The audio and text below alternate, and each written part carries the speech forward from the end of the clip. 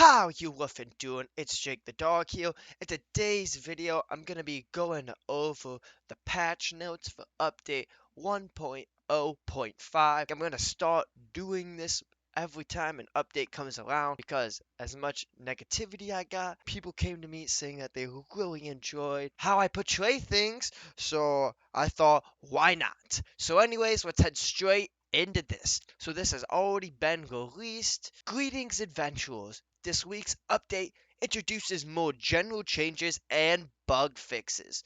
We'd like to thank you for your patience as our team continues to work on resolving issues and for your continued reports on our official forums. You can find a full list of changes below. So in general, coin sellers, yes. We know many of you have seen the pesky chat messages from players spamming messages, and we are continuing to investigate solutions to this issue. We discovered that many coin sellers were creating new characters and transferring money to other accounts. To combat this, we've banned and suspended many of the reported accounts, so everyone keep your reports up, they're doing something. Added restrictions to prevent player-to-player trading and currency transfers from players under level 10 or whose account is less than 72 hours old. Logging in after your account is 72 hours old will enable your ability to trade and transfer currency once you've hit level 10. In my eyes, that is really not a true fix. They could easily just hit level 10 in not even a couple of hours, at least at the start.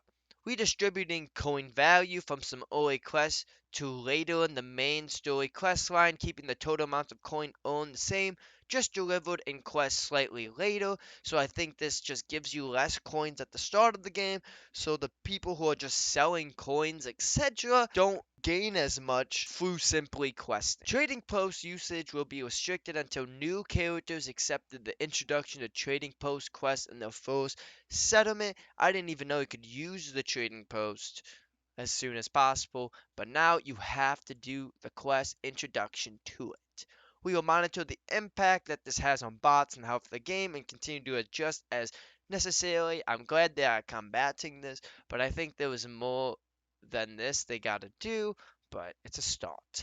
Exploits fixed a bug where players were able to duplicate items via storage sheds and crafting stations. Yeah, get that out of here. We fixed the issue of gold duplicating on territory projects. We introduced by disabling trading and made sure it would not occur in the future should we need to disable trading again. Hopefully anyone who exploited got what was coming to them, but probably not. Combat. Life Staff Orb of Protection. Remove the small area of effects AoE that were triggered on pass-through from every hit on a base version of the Orb of Protection.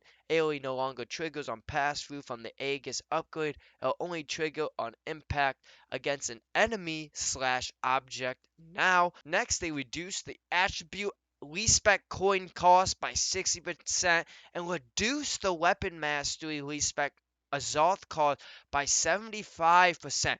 That is a huge reduction. In my eyes, this weapon mastery respec, that's too nice. Like, it did not need to be 75%. The one that should have been 75% should have been for this coin cost reduction, but I still can't be upset that they're reducing this. On the other hand, I literally just respect not even 2 days ago, like 2 to 3 times. So I hope there was some type of compensation, at least for gold, for players who have respect already, as that would be a nice amount of gold. I'm just really glad about this. Both of these, because it allows players to play how they want to play the game. Before, many players felt like they had to stick to their role, just like how I felt like I had to. But now you can more freely change up your playstyle, try new weapon setups, see if you like different skills, different passive skills, etc. There's so many different ways to utilize in this game, and it's so hard once you get to the end game, but this will make it much nicer for players at the end game to spice up their playstyle. Next, they reduced the coin cost of chisels by 20 to 5% depending on tier. So that's nice. To encourage competition outpost clutch, we've slightly reduced the corn and Azov rewards for the losing team. Just like I predicted, Outpost Lush was gonna get some type of nerf. I predicted it in my easy 600 gear score video. Caught up ahead, even though I'm happy that the gear isn't reduced. But I think that half the time you losing may not even be dependable on you. Last night we didn't even have half our team. It was 12v like 18. So half the time it's not even your fault. But hopefully it is not a huge reduction. We have surfaced the war conflict progress bars on the map and the faction board when there is an upcoming invasion, as you can still gain war conflict for your faction.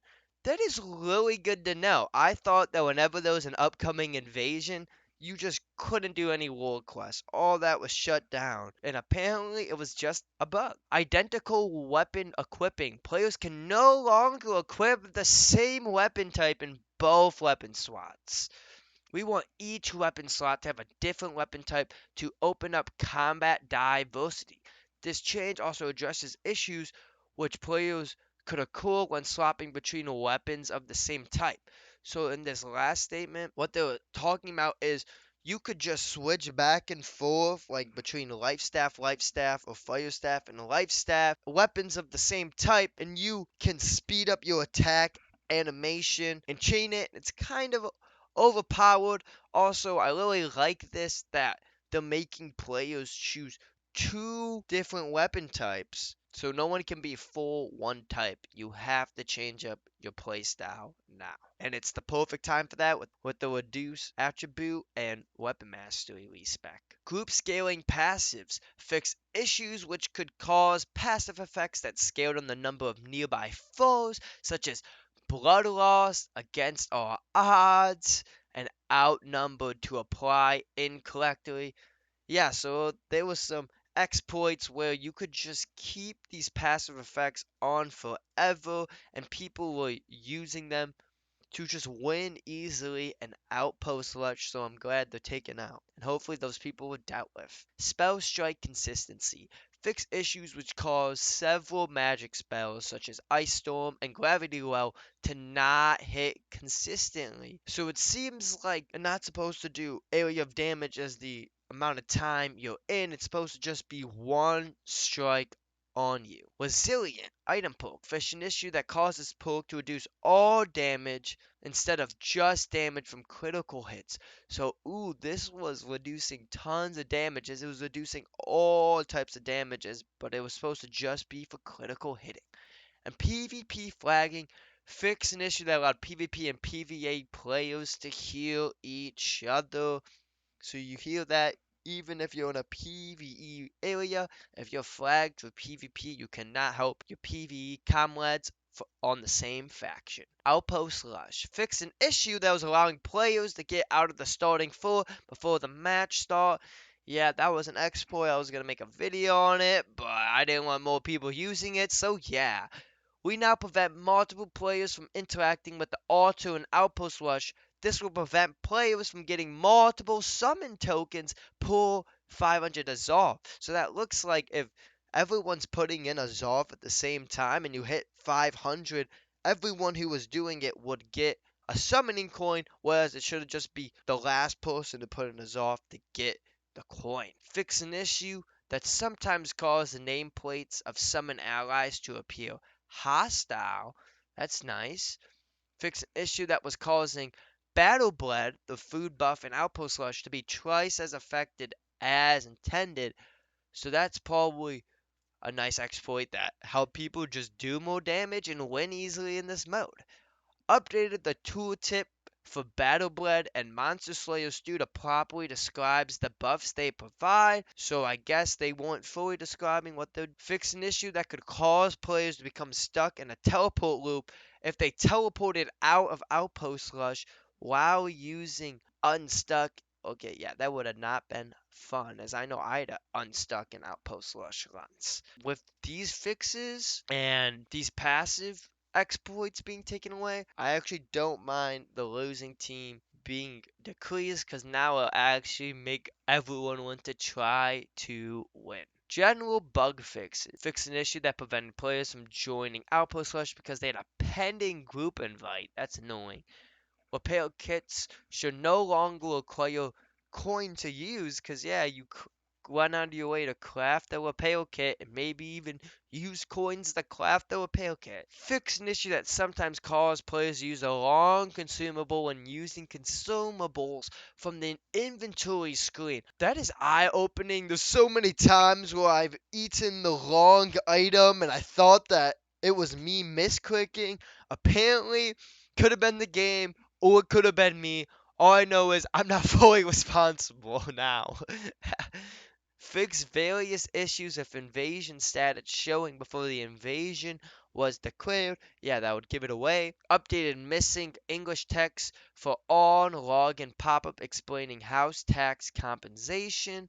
That's good. Fix an issue allowing magic weapons to animation cancel the primary attacks with weapon swapping or targeting spells causing later fire to be faster than intended. So this was what I was talking about earlier. You could weapon swap and use your spells to allow you to raise your rate of fire, and now you can't do that because you can't use weapons of the same type. Fix an issue that caused the Ice Gauntlet upgrade Pylon Dodge to only work immediately after you place the pylon, so now you can use the dodge without the pylon apparently. Fix an issue that could cause a player to lose their home while offline during maintenance, and so anyone who lost their homes will be refurbished. I'm glad I didn't lose my house because that's nice storage. Fix an issue with enemy AI duplicating and stacking spawns during the quest Shivering Timbers. Fix an issue that allowed players to initiate a server transfer if they were in the tutorial. Because, like, why would you need a transfer if you're in the tutorial? Just on the tutorial on the other server. Fix an issue causing the trading post to become unresponsive or delayed. Thank the Lord, so many times where I couldn't make purchases or sell things or even open it.